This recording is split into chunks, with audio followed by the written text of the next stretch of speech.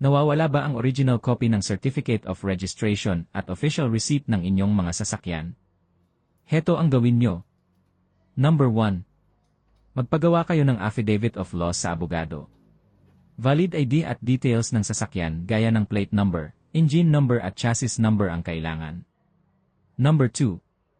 Ipasa sa LTO ang Affidavit of Loss para ma-process ang replacement ng nawawalang official receipt at Certificate of Registration ng sasakyan.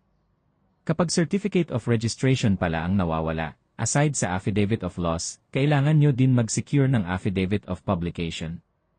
Para makakuha ng Affidavit of Publication, need po ninyong ipapublish yung Affidavit of Loss na pinagawa sa abogado sa mga local newspaper company sa inyong lugar.